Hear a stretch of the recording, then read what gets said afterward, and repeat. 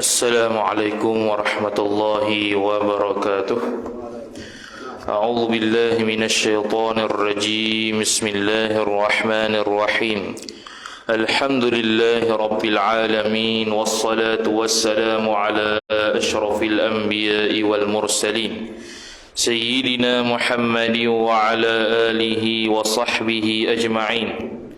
سبحانك لا علم لنا إلا ما علمتنا إنك أنت العليم الحكيم.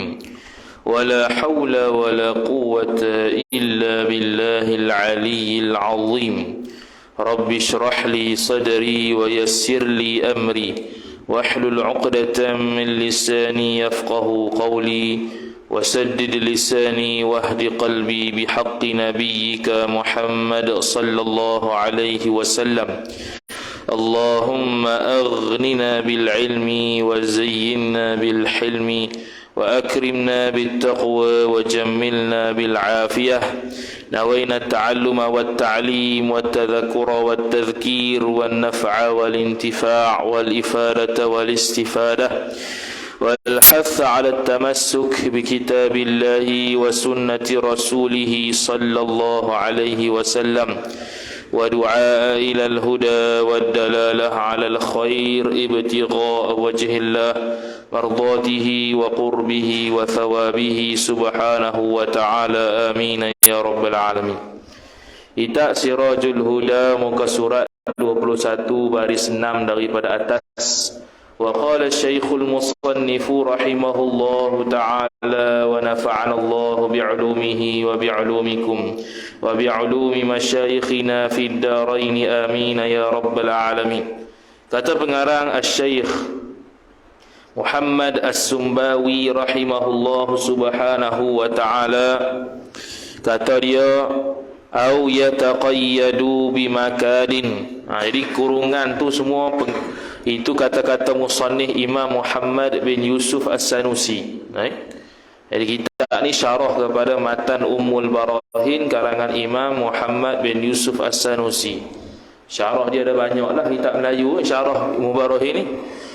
Antaranya kitab kita ni Sirajul Huda karangan Syekh Muhammad As-Sumbawi.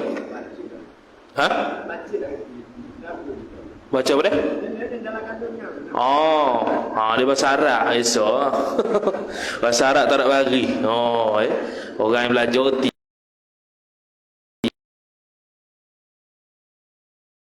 Kita ni tak ubari. Jadi kalau orang tak belajar nahwu, dia boleh baris ikut dan dia. Yutaqayyadu boleh, yataqayyadu boleh, yitaqayyadu boleh, macam boleh. Jadi dia kata au yataqayyadu bimakanin, atau berkait ia Allah. Berkait mana? Kaitlah, kait. Berkait ia Allah, ini kait, berkaitnya Allah dengan tempat. Ni masih lagi sambung perbahasan mumatsalatuhu ta'ala lil hawadith. Bersamaannya Allah Ta'ala dengan segala perkara yang baru. Jadi bersamaan tu dia kata ada 10 macam. Tak tahulah ni kali keberapa dah ni. Dia pun tak letak nombor. Dia adalah kitab Tijanud Darari Syarah Risalah Tauhid Imam Bajuri. Syekh Nawawi Al-Bantani rahimahullah sebut mumatsalah sama dengan makhluk ni dari 10 aspek, 10 sudut.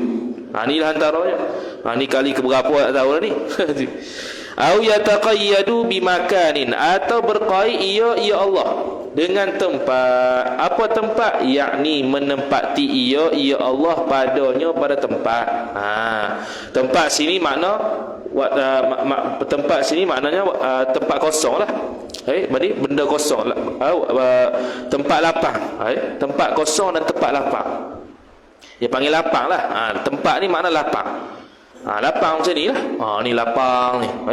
Jadi boleh tak ada jisim lain menetap di sini? Boleh. Kita bawa masuk almari boleh, bawa masuk motor boleh, bawa masuk kereta boleh, berapa ratus orang lagi boleh. Sebab apa? Kosong lagi. Banyak lagi tempat dah ada. Jadi Allah Ta'ala gitu ke? Allah Ta'ala bukan gitu. Allah Ta'ala dia bukan mengisi tempat. Kita makhluk mengisi tempat kerana jisim dan jirim tak terlepas daripada bertempat. Allah Ta'ala dia tidak bertempat, maka sebab itu kita kata dia tidak berjisim. Dan dia tidak berjisim, sebab itu kita kata dia tidak bertempat. Jadi siapa yang mengatakan Allah Ta'ala bertempat, fasik i'tiqad dia. Fasik i'tiqad dia. Ini i'tiqad ahli sunnah wal jamaah. Kerana puak Jahmiyah, Mujassimah, Musyabbihah, dia mengatakan Allah Ta'ala ada tempat. Jadi kita mukhalafah, kita bercanggah dengan mereka. Mereka mengatakan ada tempat, ahli sunnah tak tempat. Bukan bermakna akidah kita masalah, akidah kita ada khilaf dah. Dalam bab ni tidak ada khilaf. Tak ada ulama ahli sunnah kata Allah ada tempat, ada yang kata tak ada tempat. Tak ada. Tak ada khilaf di kalangan ahli sunnah wal jamaah yang katakan pandangan pertama Allah tempat, pandangan kedua tak tempat, tak ada. Yang khilafnya khilaf mazhab tu. Ahli sunnah kata tidak bertempat, Mujassimah, Musyabbihah kata bertempat. Itu akidah beza antara sesat dan hak. Bukannya perbezaan pendapat di kalangan hak dengan hak dah. Macam fiqh, perbezaan pendapat antara hak dengan hak betul berlaku. Mazhab Hanafi kata tak ada kunut, kita kata ada kunut, betul berlaku. Tidak ada yang salah. Kerana ijtihad masing-masing. Tu bab fiqh. Tapi bab akidah, bab pokok asal akal, tu tidak ada khilaf kecuali benda furuk sahaja.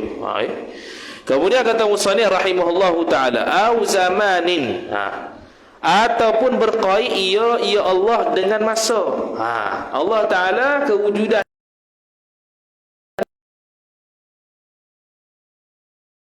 macam mana? Seperti pusing atas segala gerak falak, atau kembali atas malam siang. Itu tafsir bagi masa. Apa masa tu? Seperti pusing atas segala gerak falak. Ni kita itu pi hari Jumaat pergi ke atas belajar kitab falak. Belajar kitab falak apa dia? Belajar kitab Syarah Sabila berkenaan dengan waktu zuhur sahaja. Daripada pagi sampai petang. Waktu zuhur sahaja. Dalam Sabila bila sebut waktu zuhur, dia ada bahaslah sikit falak situ. Halatul istiwa, keadaan matahari itu istiwa. Bila waktu tahrim semayang, waktu zuhur gelincir tahap mana. Dia ada kaitan dengan falak, dia ada kaitan dengan masa. Dalam masa yang sama dia boleh memahamkan kita bab masa ni. Yang dia kata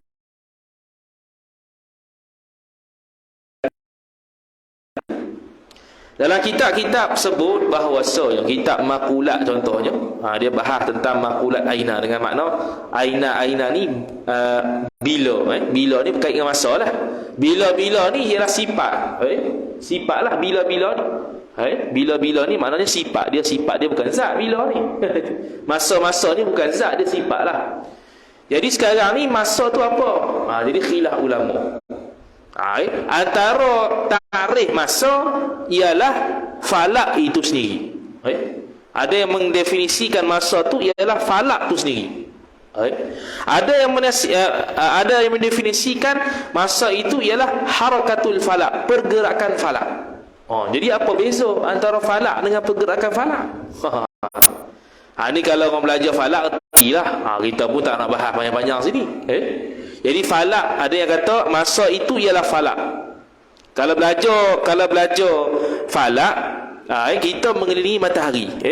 Matahari. Kalau tengok dalam map planet tu, hak paling ujung sekali, garisan yang paling ujung sekali lah, itu dia panggil al-falakul a'zam. Itu falak. Falak ini maksudkan masa situ. Hak tu yang besar, yang paling besar sekali lingkaran dia melalui matahari, hak tu lah dia panggil masa. Tu pandangan pertama.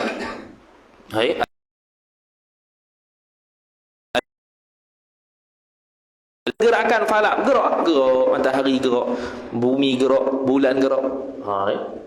Tu dia panggil pergerakan falak. Itu pun dipanggil sebagai pendapat kata itulah masa. Tak apalah tu. Walaupun begitu, dua-dua tu bukan pandangan mu'tamad. Dan kita tak akan ceritalah pandangan mu'tamad apa, sebab payah nak faham. Senang ceritalah tu. Nak kata sini dia kata apa? Dia kata apa tadi?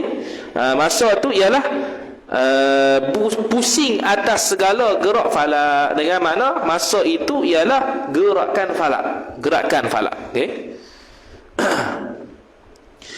Atau kembali atas malam siang. Yang ni bertukar. Kembali mana tukar malam siang. Tu masa. Tukar malam siang terjadi sebab apa? Sebab berlakunya apa? Berlakunya matahari, berlakunya siang dan malam, kerana matahari sebahagiannya kena pada waktu siang, sebahagiannya tidak kena pada waktu malam. Maka bila tak kena matahari pada waktu malam, dia panggil malam lah. Bila kena pada matahari pada waktu siang, panggil siang, dia cerah. Cuma waktu malam kena pantulan matahari melalui bulan. Bulan dia memancarkan cahaya dia sekarang ni, kalau ada lah. Sekarang hujan tak ada lah, dia selindung. Itu hasil daripada pantulan cahaya matahari. Hasil daripada pantulan cahaya matahari, maka adalah cahaya bulan. Asalnya bulan tak ada cahaya pun. Cuma sekarang ni, masalah sekarang ni, bila kita tengok dalam Google ke, dalam internet ke, bila kita search, kita cari kata planet-planet di sistem Suria, tengah-tengah dia mesti matahari. Tengah-tengah dia mesti matahari. Kalau ikut ulama-ulama falak Islam, tengah-tengah sepatutnya bukan matahari tapi bumi. Dia panggil istilah dia markazul alam. Tempat tumpuan alam ni bukan matahari tapi bumi. Sebab apa bumi? Kerana ada dua benda yang mulia di dalam muka bumi ni. Pertamanya benda hidup, keduanya benda tak hidup. Benda yang hidup ialah jasad Nabi SAW. Dan yang kedua yang mulia yang tak hidup ialah Hajarul Aswad. Dengan ada dua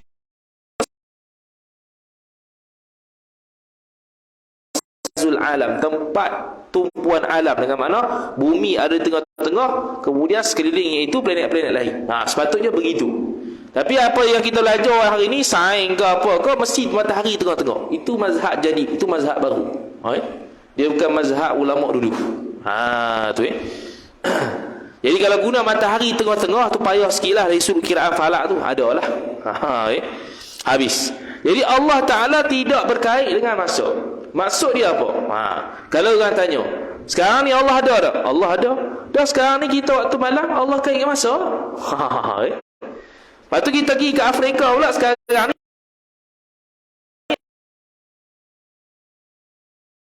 Allah ada kait dengan siang lah.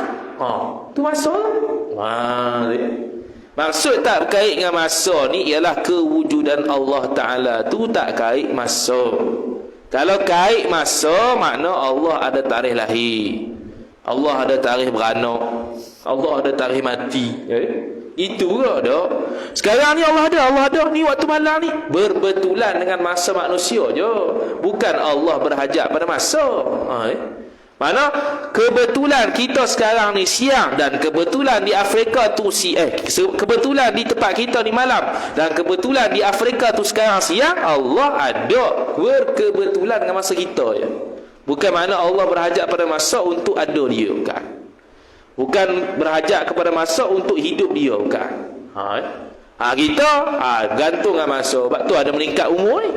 Tahun depan 20 lebih, 29 contohnya, tahun depan lagi 30, tahun depan lagi 31. Allah Ta'ala ada kait gitu? Ada umur? Tak ada. Ada umur Allah Ta'ala? Sekarang ni Allah Ta'ala berumur 1 trilion. Lepas tu tahun depan 1 trilion 1. Tak ada. Mana gitu? Tu tak kait dengan masa. Dah sekarang ni Allah ada. Dari Afrika ada juga. Dah kait dengan masa. Tu berbetulan dengan manusia, dengan masa makhluk. Berbetulan dengan masa makhluk. Bukan Allah berhajat pada masa untuk dia hidup. Hanya layak dan khusus kepada zat Allah yang zat yang baru sahaja. Zat Allah Ta'ala qadim. Jadi adakah dan layakkah benda qadim disifatkan dengan benda baru? Tak boleh. Tak layak. Dan bukan jodoh dia, bukan passion dia, tak kacik. Sifat Allah Ta'ala itu, sifat makhluk itu tidak qadim tapi baru. Sebab apa? Sebab passion dia dah kacik, baru-baru, qadim. Macam kita lah, laki-laki, kita nak pakai pakaian perempuan, boleh tak? Tak boleh, sebab tak sesuai. Tak kacik lah tu. Boleh kita kahwin sama laki-laki? Tak boleh. Sama perempuan? Tak boleh, sebab tak kacik. Bukan jodoh dia, bukan tempat dia. Kunci pad yang kita beli, kunci lock tu, kalau kita guna kunci lain, boleh tak? Tak boleh. Mesti kena kunci dia, sebab dia sesuai dah dengan tu. Dia tidak boleh guna kunci lain. Jadi zat Allah Ta'ala tidak boleh bersifat dengan selain daripada sifat yang qadim. Mesti sifat dia qadim, bukan baru. Maka sebab tu dia kata di sini, bersifatnya zat Allah yang maha tinggi itu dengan sifat yang baharu, itu yang mustahil. Seperti bahawa bersifat ya Allah dengan kudrat yang baharu. Kudrat betul dah, tiba-tiba baharu tak boleh. Kudrat mesti qadim. Zat Allah, kudrat dia mesti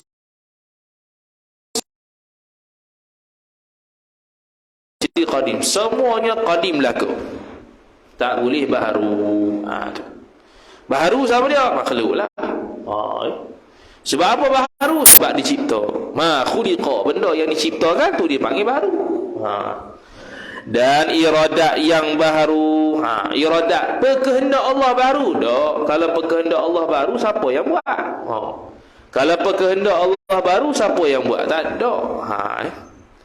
Jadi sekarang ni ada tak pencipta sifat Tuhan? Tidak ada. Pencipta zat lagi tak ada.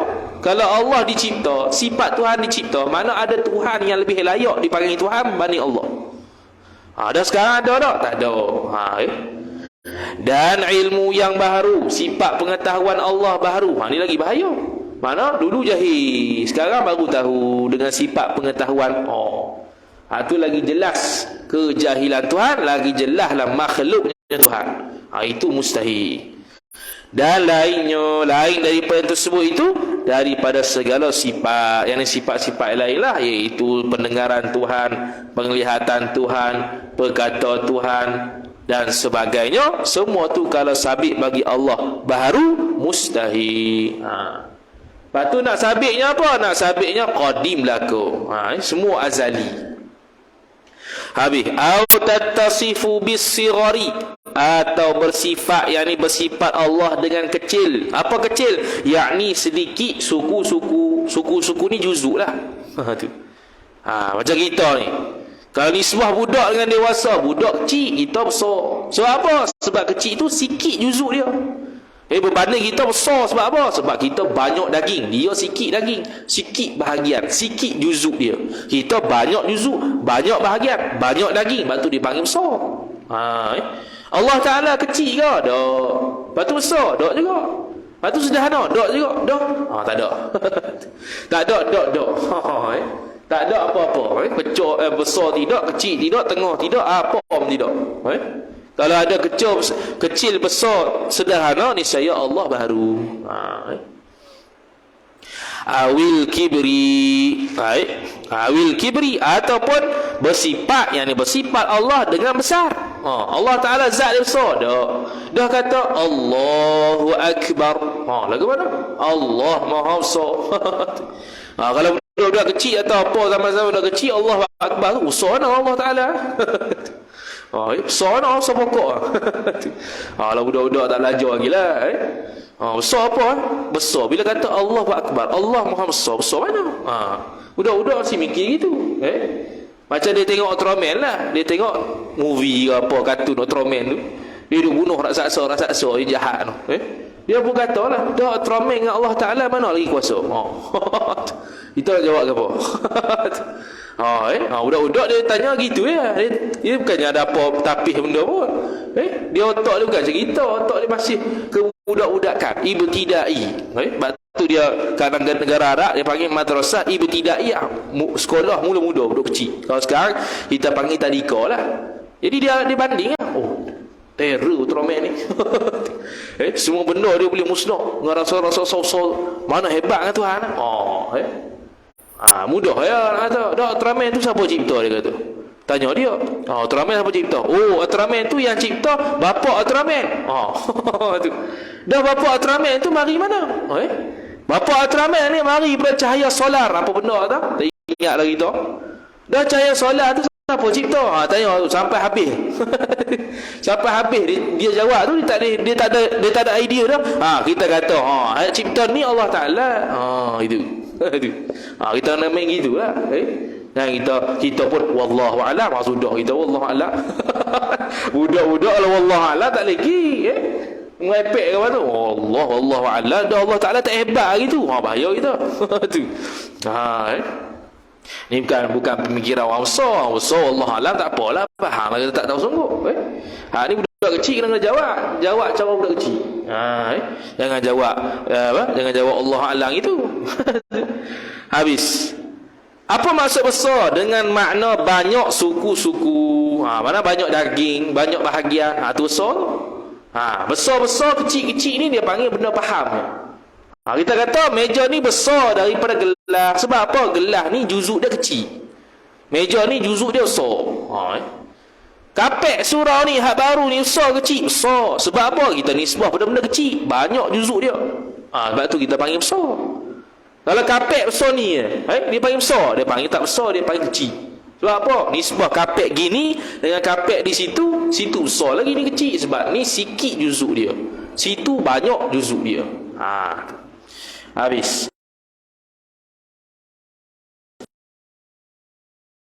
Allah Ta'ala itu besar.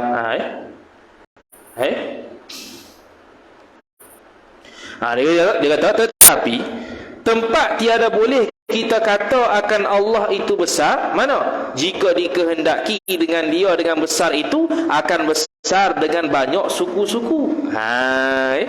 Jadi besar ni ada banyak. Antaranya besar suku dengan makna banyak suku, banyak daging. Sebab apa? Sebab ada yang kita boleh nisbah besar pada Allah. Contohnya takbir tu, Allahu Akbar, Allah Maha Besar. Dah besar tu besar. Bukan besar daging, bukan besar banyak juzuk, bukan. Bukan bermakna ada banyak juzuk Allah. Tak ada, bukan itu. Dia kata tempat yang kata tak boleh kita kata besar ialah besar dengan makna apa? Dengan makna banyak juzuk, banyak bahagian. Itu tak boleh. Lepas tu mana tempat yang kata boleh besar Tuhan ni? Adapun jika dikehendaki dengan dia dengan besar itu akan besar dengan makna besar ketuhanannya, ketuhanan Allah, dan besar pangkatnya, pangkat Allah, dan besar perkaranya, perkara yang diaturkan oleh Allah, maka iaitu tiada haram. Tak haram mana harus Jadi kita kata Allahu Akbar, Allah Maha Besar. Boleh tak? Boleh. Sebab besar itu bukan besar daging, bukan besar zat, tapi besar pangkat Tuhan. Besar pangkat Tuhan. Besar daripada siapa? Besar daripada makhluk, besar daripada Nabi, besar daripada Rasul. Dia besar sekali. Besar apa? Pangkat. Bukan besar zat. Jadi kita faham Allahu Akbar. Ni besar ni bukan besar apa ni? Ni besar pangkat Tuhan, nisbah hamba. Dia maqam uluhiyah, kita maqam ubudiyah. Maqam ubudiyah kecil lah bawah, maqam uluhiyah ketuhanan tinggi. Kenapa kata tak haram? Kerana telah datang warid ia besar tu. Warid ni makna datang dalil daripada Quran dan hadis. Dia panggil istilah dia warid. Bukan wirid. Warid. Lepas tu dia panggil dalam kitab-kitab Allah sebut doalah dengan doa yang warid. Apa maksud dia? Doa dengan doa yang didoakan oleh Rasulullah sallallahu alaihi wasallam. Warid situ makna apa yang disebut dalam Quran dan hadis. Ni kerana datang warid pada firman Allah Ta'ala Al-Kabirul Muta'al. Dia buah sifat Allah Ta'ala yang maha besar lagi maha tinggi. Apa? Silap. Bukan. Ni ayat Quran ni. Silap. Firman Allah Ta'ala Al-Kabirul Muta'al. Tu firman Allah Ta'ala tu. Al-Kabiru maha besar, Al-Muta'al maha tinggi. Tinggi apa? Sama juga. Bukan tinggi mana tinggi atas harah tu. Kalau tinggi atas harah. Kalau besar zat. Jeng gitu. Kabir sini mana tinggi, besar pangkat Tuhan. Tinggi sini mana tinggi. Boleh berlaku tinggi ni bukan tinggi jarak tu. Tinggi kuasa Tuhan, tinggi pangkat Tuhan, tinggi nisbah rahmat Allah pada hamba. Boleh berlaku. Jangan faham tinggi tu tinggi jarak. Jadi puak salafiyah. Dia kata apa? Dia kata Nabi SAW sabda, kita ni akan melihat Allah Ta'ala macam kita melihat bulan purnama. Nabi kata gitu. Dia hurai ke mana? Dia kata sebab itulah kita dapat melihat Allah di suatu tempat di akhirat nanti, iaitu syurga. Sudah. Sebab apa dia kiyah pada kita tengok bulan purnama? Bulan purnama ada tempat. Boleh tengok. Jelas tak? Jelas. Kita pun nanti tengok Allah jelas bertempat dan berada di syurga. Allah Ta'ala menempatkan dirinya di dalam syurga. Punok. Tu. Nampak macam betul? Salah. Kita kata dah kita melihat Allah di syurga. Kita yang di syurga. Allah tak bertempat, tetap tidak bertempat. Kita melihat Allah Ta'ala di dalam syurga dalam keadaan Allah tidak bertempat. Lagu mana? Allah Ta'ala. Tu ya. Tu kena jaga sungguh kita. Sikit ya. Sikit terus fasik. Biar pakai serban pun fasik juga. Fasik apa? Bukan fasik zina mencuri, bukan. Fasik etikad. Bila fasik etikad, jadi tok imam makruh. Nak jadi wali tak boleh. Nak jadi saksi tak boleh. Saksi akad nikah ke, saksi tengok anak bulan ke, saksi tengok orang zina ke, tak boleh lah ke. Bagak. Dia kata apa? Dia kata Allah Ta'ala boleh menjadikan dirinya dalam syurga, berarah di atas syurga. Allah teru. Kalau orang belajar sifat 20 dia kata dah. Dia jawab balik mudah dia kata. Sebab tu bukan takluk sifat kudrat. Sebab menempatkan dirinya, menempatkan arah pada syurga atas Allah Ta'ala itu mustahil. Jadi kudrat tak buat benda mustahil. Dia kalau faham akidah sungguh, siapa cakap dia boleh tahu. Salah kau tu. Tak kisahlah orang yang cakap tu pakai serban, kau tak pakai serban, kau orang awam, kau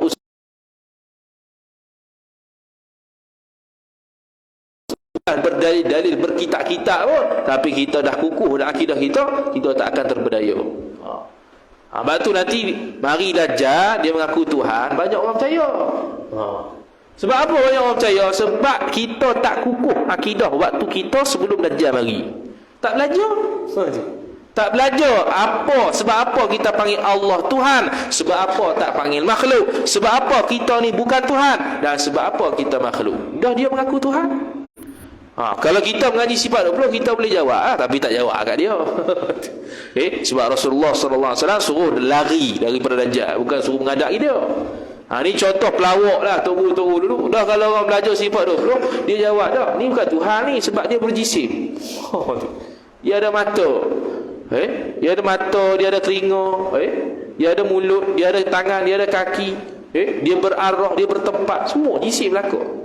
Nak panggil Tuhan lah ke mana? Tu. Walaupun dia buat benda pelik pun, dia bagi roti lah, dia mematikan orang hidup, dia menghidupkan orang mati. Lantaklah buat lagu mana pun, tapi hang tetap bukan Tuhan. Itu ya. Bila yang orang boleh lepas macam tu, boleh lepas daripada fitnah Dajjal, orang yang kukuh akidah dia.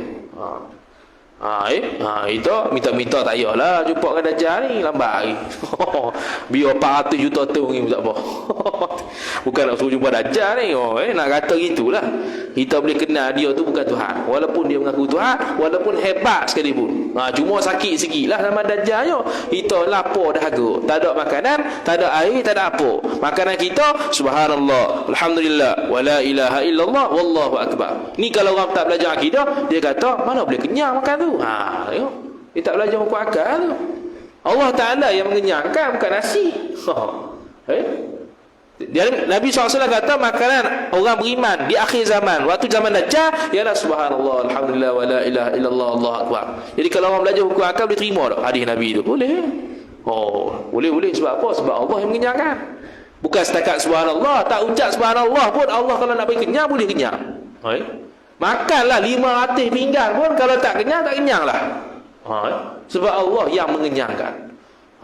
Itu zaman fitnah yang paling besar selama 40 hari. 40 hari ya Dajjal mari. 40 hari ni bukan 40 hari tu. Sehari yang pertama ibarat setahun. Mana setahun tu siang saja. Sehingga ulama fiqh bahas kalaulah waktu Dajjal mari macam mana kita nak sembahyang Isyak.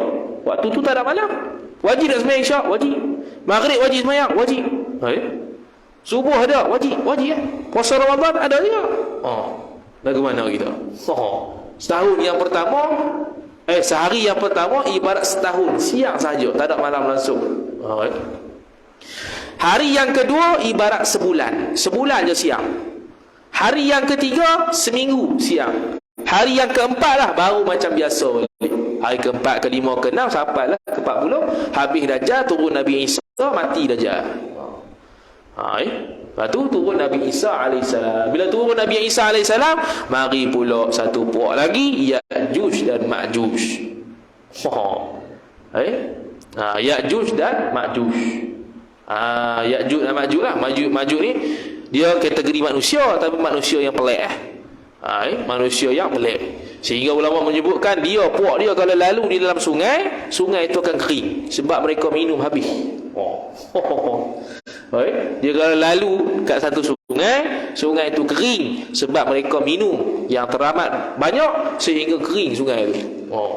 Tu dia zaman Ya'juj Ma'juj. Zaman Ya'juj Ma'juj ni lagi teruk sehingga Nabi Isa pun bersembunyi di belakang bukit. Sehingga sembunyi di belakang bukit kerana terlalu banyak Ya'juj Ma'juj ni.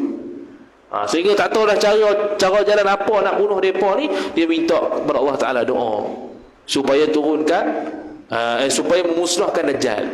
Dajjal pula. Supaya memusnahkan Ya'juj dan Ma'juj. Lepas tu Allah Ta'ala pun apa? Allah Ta'ala hantar ulat ulat keluar daripada tubuh mereka, makan habis lagi mereka, habis semua Ya'juj Ma'juj dengan ulat tak guna apa benda pelik-pelik dah, ulat habis besar. Lepas dah mati belakang, busuk pula. Siapa nak tanam mayat Dajjal, mayat Ya'juj Ma'juj? Busuk pula. Sekali lagi Nabi Isa minta kepada Allah Ta'ala supaya hapuskan mayat Dajjal, mayat Ya'juj dan Ma'juj ni. Maka Allah Ta'ala turunkan hujan, maka mereka pun lebu. Dia macam lebu macam cair tu. Itu badan mereka cair tu, tak tanam lah, cair tu. Habis. Lepas tu Nabi Isa AS pun hiduplah selama, wallahu a'lam, khilaf ulama. Ada yang kata 40 hari, ada yang kata 40 tahun. Dan Nabi Isa akan berkahwin ketika itu. Baru nak kahwin. Baru nak kahwin. Dia tak kahwin lagi, ada atas langit. Bila nak turun, wallahu a'lam. Lama lagi. Dia tak kahwin, dia baru kahwin nanti akhir zaman. Lepas Nabi Isa meninggal, barulah kiamat. Jauh lagi perjalanan kita tu. Jauh lagi. Lepas tu suruh beramal habis. Imam Mahdi waktu Dajjal. Dia on the way Dajjal keluar ataupun sebelum Dajjal. Imam Mahdi pun dia pakat lari juga dengan umat dia, lari pada Dajjal. Kerana fitnah Dajjal cukup dahsyat. Dikatakan dalam hadis, perempuan yang paling banyak ikut Dajjal, sehingga lelaki dalam rumah itu terpaksa ikat segala perempuan dalam rumah supaya tak ikut Dajjal. Betul tu. Sehingga Nabi menggambarkan orang laki-laki setiap rumah akan mengikat isteri dan anak perempuan mereka sendiri supaya mereka tak ikut Dajjal. Tak tahu lah zaman apa tu. Sampai kena ikat sungguh. Kalau mereka tak ikat akan ikut Dajjal. Tak tahu. Wallahu a'lam. Habis. Kemudian kata musannif, au yattasifu bil aghradi fil af'ali. Dia kata atau bersifat ya Allah dengan segala arad. Arad ni sifat yang barulah pada segala perbuatan. Bukan arad, gharad. Ghaib dah bukan ain. Silap tu. Baik tengok ahad dah. Atau bersifat ya Allah dengan segala gharad. Gharad ni tujuan. Pada segala perbuatan, dengan makna perbuatan Allah tidak ada tujuan. Dia perbuatan ni tiga. Pertamanya ada tujuan, yang kedua sia-sia, yang ketiga hikmah. Allah Ta'ala hikmah, bukan sia-sia, bukannya ada tujuan. Dia tengah-tengah. Kalau contoh makhluk, perbuatan dia ada tujuan. Contoh kita mari belajar sebab apa? Sebab nak alih fardu ain. Itu tujuan. Ataupun kita buat satu benda, buat apa ni saja, itu sia-sia.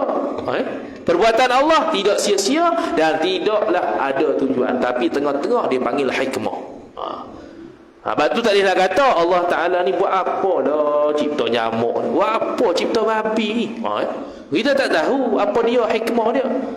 Kita tak boleh kata perbuatan Allah mencipta babi dan nyamuk ni sia-sia, tak boleh. Tak boleh kata gitu. Kita kena kata perbuatan Allah cipta babi dan juga nyamuk ni ada hikmah dia. Hikmah dia apa? Kita kena cari sendiri ya. Ha? Bahaya akidah. Bahaya akidah. Sebab kita kata Allah Taala itu tidak berbuat sesuatu kerana tujuan dan tidak berbuat sesuatu kerana sia-sia. Tidak. Dia kena kata Allah Taala itu buat ada hikmah dia. Itu bahasa dia. Hikmah lagu mana? Tu cari lagi ya. Lepas tu Allah Taala sebut afala ta'qilun afala tubsirun. Tidakkah kamu fikir, tidakkah kamu melihat? Dia suruh tengok tinggi. Apa hikmah Allah Taala mencipta hujan? Cari ni, buat sains cari. Unggah, manfaat hujan gini-gini. Manfaat tu nisbah kita. Bukannya Allah berbuat sesuatu untuk dia dak, dan bukan membuat sesuatu tujuan dia untuk beri sesuatu pada manusia dak. Tidak ada tujuan. Kita kena nafiat tu. Cuma nisbah manfaat tu ada kat kita lah. Allah Ta'ala cipta hujan kenapa, Allah Ta'ala beri pisang kenapa, Allah Ta'ala beri nyawa kenapa.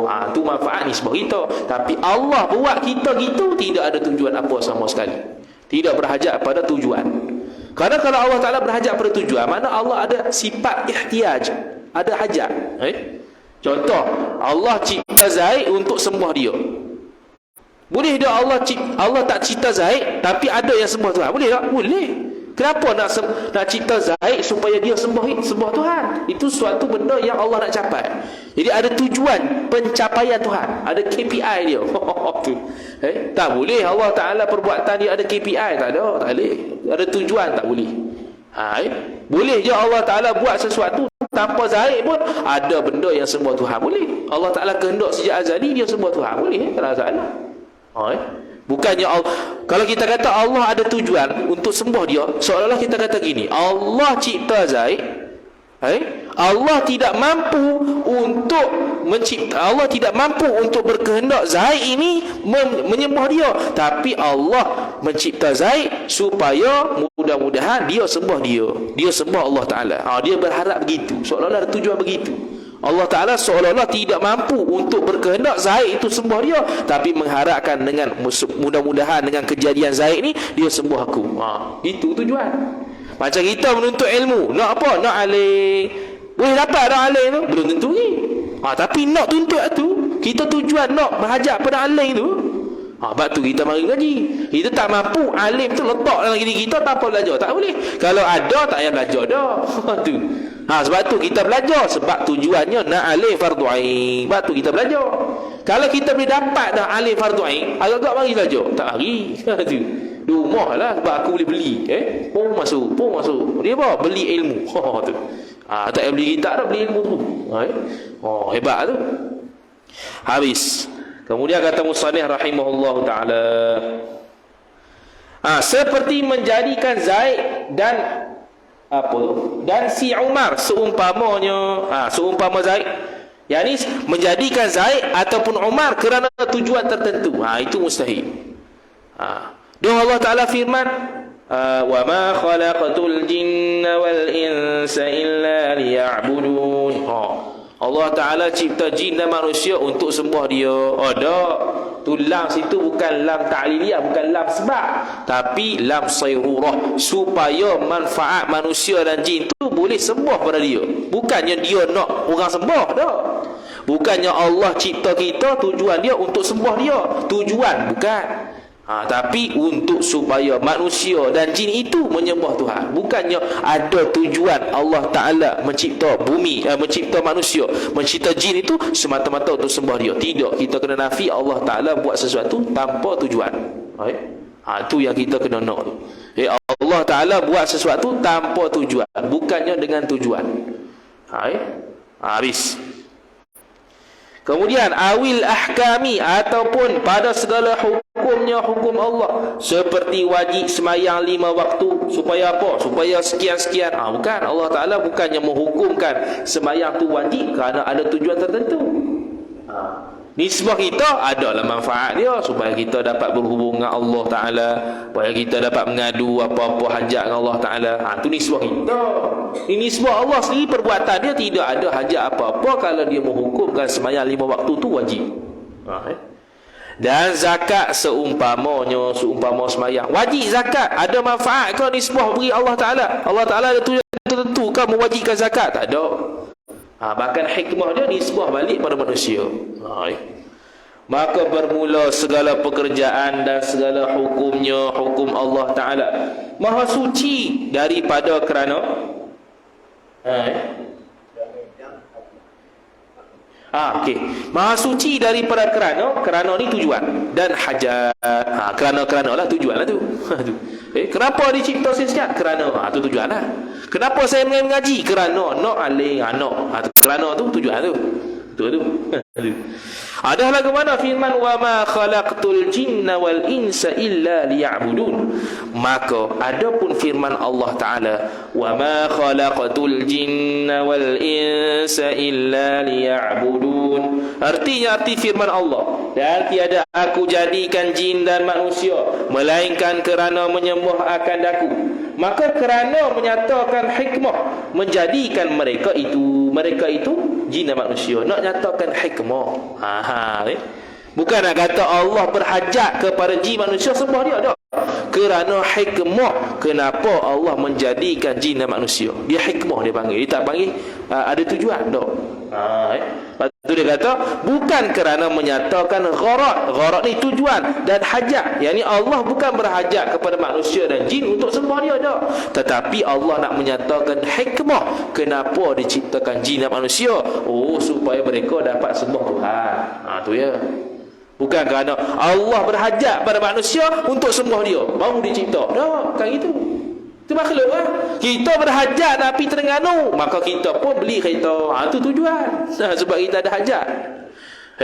Sebab kita tidak boleh pergi ke Kelantan tanpa kereta, maka kita pun beli kereta. Kenapa? Kerana hajatnya nak pergi Kelantan.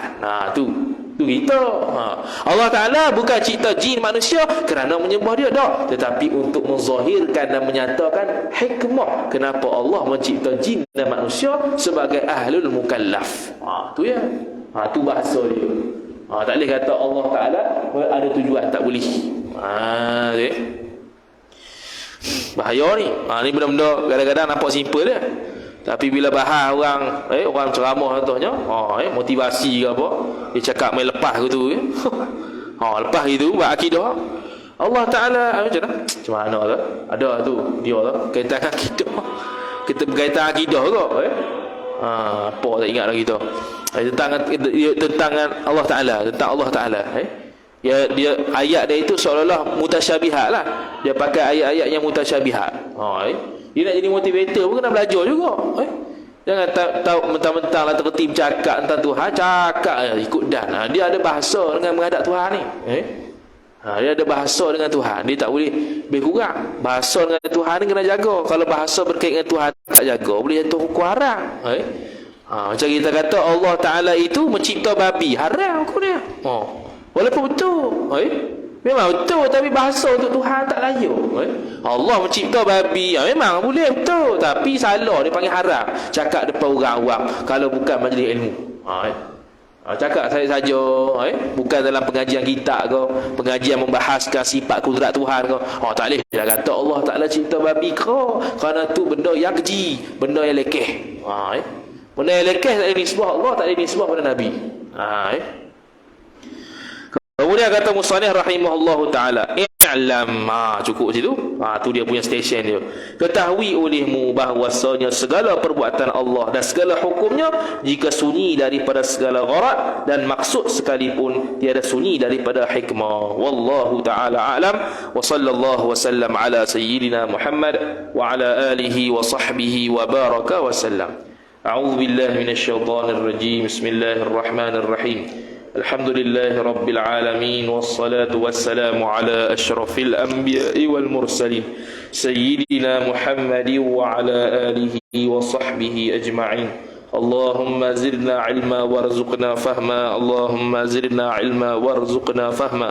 اللهم زدنا علما وارزقنا فهما. وصلى الله وسلم على سيدنا محمد وعلى آله وصحبه وبارك وسلم.